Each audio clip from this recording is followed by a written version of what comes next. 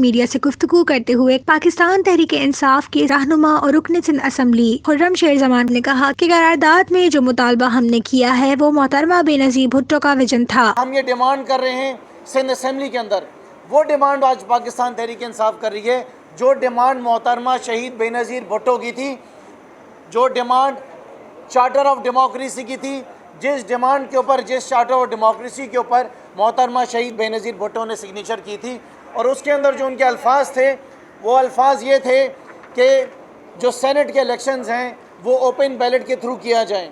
और उसकी वजह क्या लिखी थी? वजह भी यही लिखी थी कि हम चाहते हैं कि मुल्क से करप्शन का ख़ात्मा हो, सेनेट में जो हॉर्स ट्रेडिंग होती है उसका ख़ात्मा हो और पाकिस्तान बेहतरी की तरफ चल सके।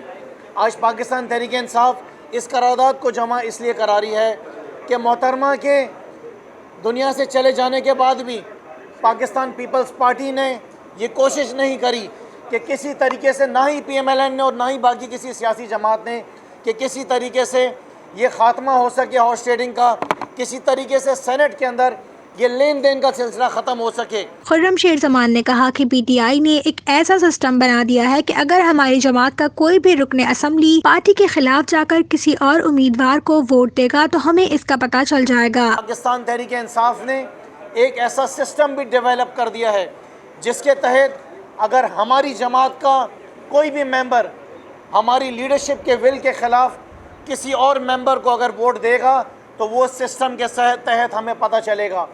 और जाहिर है कि वो मेंबर ना इस जमात के अंदर रहेगा, वो एक्सपोज होगा, वो नेम एंड शेम होगा, उसको पार्टी से एक्सपेल कर दिया जाएगा, पार्टी से निकाल दिया जाएगा। और आखिर में फिर मेरी कराची की जो जमात है वो उसको निपटेगी, उसको जिस तरह निपटना है।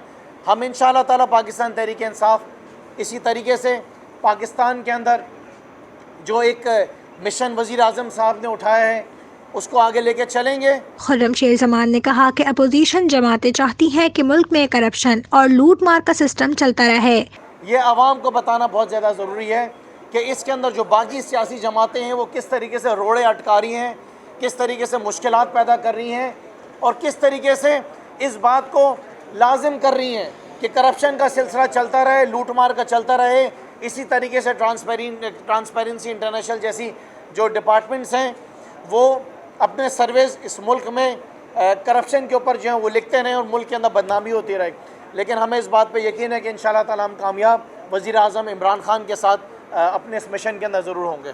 लेकिन हम क्या कहना चाहते हैं? हम ये आवाम को बताना चाहते हैं, हम आवाम को दिखाना चाहते हैं कि हमारा लीडर, हमारा वज़ीर आज़म, आपका वज़ीर आज़म वो हर इक़दाम उठा रहा है इस मुल्क से करप्शन की खातिर, इस मुल्क में करप्शन से ख़ात्मे की खातिर, ताकि ऐसे बिल्स लेकर आए जा सकें, ऐसे तरीक़ेकार जो हैं वो उठाए जा सकें जिसके ज़रिए ये सिलसिला ख़त्म हो। खुर्रम शेर जमान का कहना था कि हमारे अरकान असम्बली के दूसरी जमातों से राब्तों की खबरें बेबुनियाद हैं। नहीं, हमारे अरकान हमारे साथ ये राब्ते के अंदर हैं, वो कहीं नहीं जा रहे हैं। और मैं आपको इस बात का यकीन दिला सकता हूँ कि पाकिस्तान तहरीक इंसाफ के जितने वोट हैं सेनेट के अंदर वो सारे हासिल करेगी, वो उसके अंदर कामयाब होगी। लेकिन ये जो करारदाद है ये साबित करेगी कि पाकिस्तान पीपल्स पार्टी जरदारी लीग है या वो आज भी मोहतरमा बेनज़ीर भुट्टो की जमात है। ये अगर रिजेक्ट होता ही ये करारदाद या ये असम्बली के अंदर नहीं आती है तो इसका मतलब है कि ये 1 नंबर नहीं, पाकिस्तान पीपल्स पार्टी 2 नंबर सियासी जमात है। अगर ये करारदाद पाकिस्तान पीपल्स पार्टी असम्बली में नहीं आने देती या ये करारदाद पाकिस्तान पीपल्स पार्टी सिंध असम्बली में इसको रिजेक्ट करती है तो ये बात साबित हो जाती है कि आज की पाकिस्तान पीपल्स पार्टी मोहतरमा शहीद बेनज़ीर भुट्टो की सियासी जमात नहीं बल्कि ये जरदारी लीग है।